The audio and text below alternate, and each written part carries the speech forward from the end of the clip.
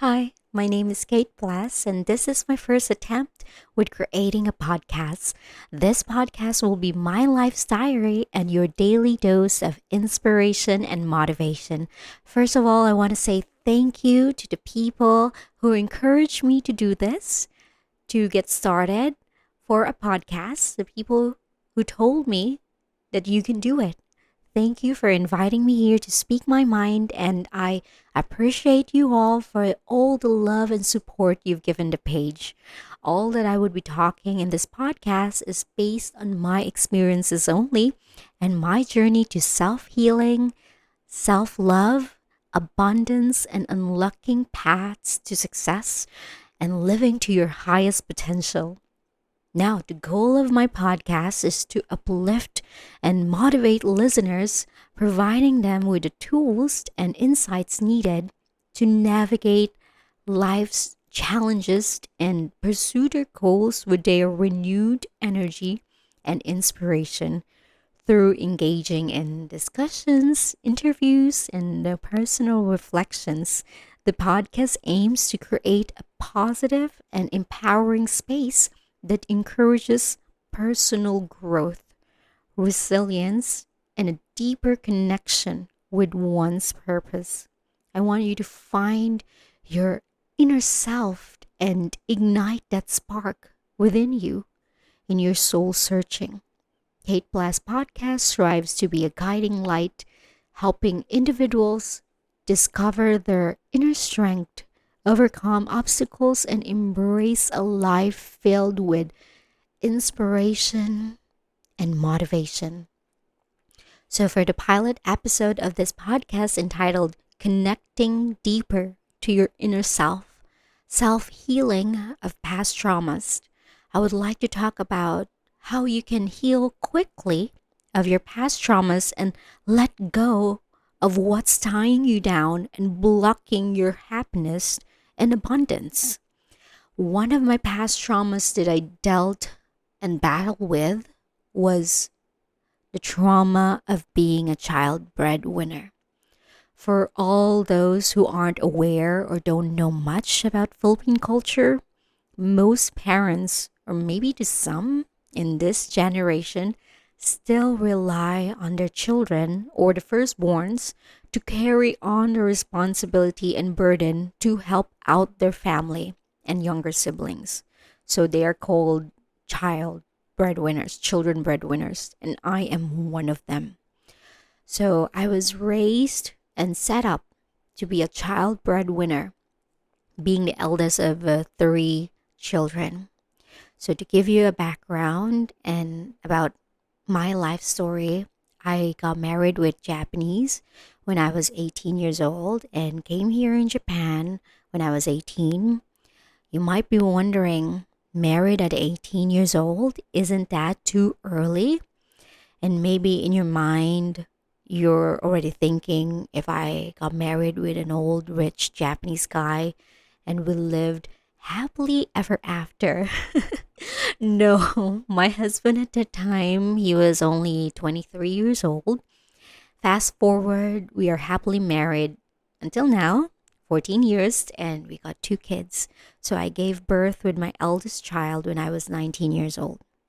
Yeah, I know, too young. And yes, you got it right. Part of that decision getting married early was to help my family in the Philippines, provide for a better future for them. It was a perfect timing back then. Married to be with someone I love and attracted and still love today, it was like hitting two birds with one stone. So you might ask why, but most child breadwinners in the Philippines are programmed to find ways and solutions to help out to their families, and it is automatic. The programming comes at an early childhood stage that is expected for the children breadwinners to help out their parents and the family. Number one reason for that is generational poverty. Each family has their own situations, reasons, and struggles for it as to why they're putting pressure on children to help out. And I would say it has become a culture in the Philippines. And I would consider this as one of my past traumas or trauma. Because let's face it, in my case, I was used as a retirement or insurance plan of my family. So, 3 months right after I've given birth to my first child, my mama convinced my papa to quit his job, putting more pressure on me, on us, me and my husband. Although I know that I need to help them and save them when I got to Japan, but at that time, I even couldn't help myself. I didn't even have a college degree. I have a newborn baby, and I was still adjusting to the place, not knowing how to speak Japanese. So at that time, my papa was still capable of working, although getting older. It was just suddenly handed to me right away, even without the chance to heal myself, the burden of being the breadwinner, just handed right away. And I know most children in the Philippines are handed this burden to them automatically, and it is a natural way of life. So my first job back then was a hotel housekeeper. And that time, during my first child, and my husband was a nursery teacher. And he worked Mondays to Fridays as a nursery teacher. And on the weekends, he worked part time selling internet and printers, just so we can support our starting family and in Japan and the family back in the Philippines. So we were sending money and we were sending my siblings to private schools as well. I was so young at the time. I cried almost every night. I cried because my family has given me this burden, this very big responsibility that I myself don't even know if I could survive this. There were no instructions, no guide to being a child breadwinner. You'll just have to do it. You're handed this responsibility and you will put all your effort to navigate yourself to success, hoping to save everyone. It was like you were given the captain, you are the captain of the ship, and even you don't know how to sail the ship, let alone a small kayak boat. So I was living with resentment and fear that if I don't send money, my family would reject me. And if just in case my marriage won't work, I don't have any family to go home to.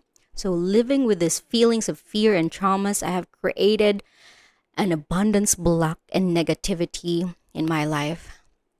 So first step I did to self-healing is to accept that I was not in control in situation and the people, especially the people around me, their actions, their beliefs, because if you can't accept that you are not in control, and if you keep thinking, if only this person did this like this, after all I've done to this person, this was the outcome like this and like that, then you will just keep on hurting. Accept it. Acceptance is the key to self-healing. Accept that you were placed in that situation because God or the universe know that you're capable of handling it, and you just have to accept and move in a path that you can do, try to do for your loved ones, and not beyond that. With that being said, you won't go beyond of what you can do for your family or for the people you love, because it will just create more and more resentment, and you're hurting your inner self, and it's like you're putting a band-aid on a severely bleeding wound. Stop always being available to be the superhero of others while you can't even save yourself. I also realized back then that people, even closest relatives, families, will only prioritize themselves. So choose to prioritize you. And this is the second step of healing, to prioritize yourself and your well being first before even thinking of helping others with their needs or even becoming their superhero. Another thing I did on my self healing journey for my past traumas is to forgive these people who've hurt me, my family for the unfair situations and the burden they've handed on me. I forgave my parents for I accepted that they too were victims of their past traumas and poverty, and the only way they were taught to handle that is through handing that to their children, or it was like natural for them as this was happening already in generations. So forgive the people that have caused you pain, trouble, and hurt.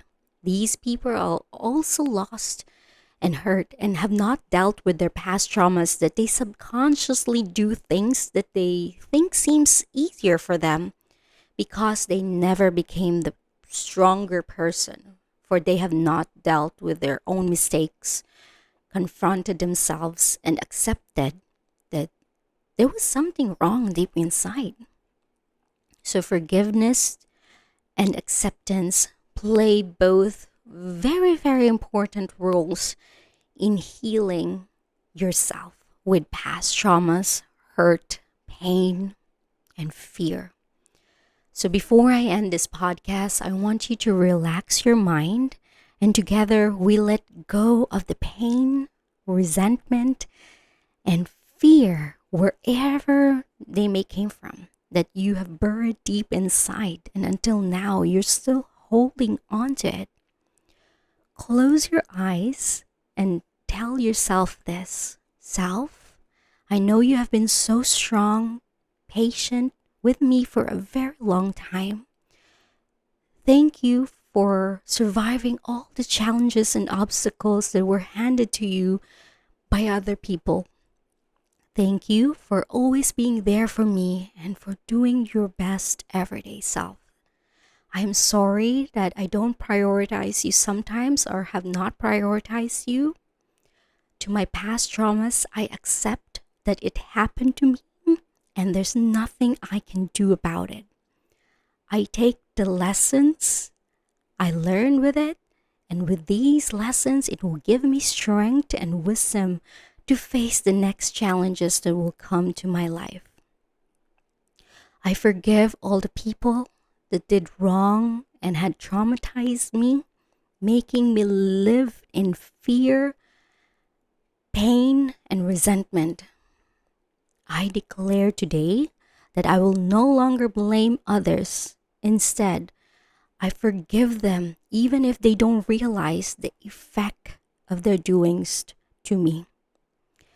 I accept to be the stronger person, and with this acceptance, I will move forward to the person I am destined to be, creating a higher vibration for me and connect deeper and fulfill my purpose in this lifetime. Thank you, Self. I trust that together we can conquer any obstacles and any battles in this lifetime. Thank you so much for watching or listening to this podcast, and I'll see you on our next podcast episode. God bless.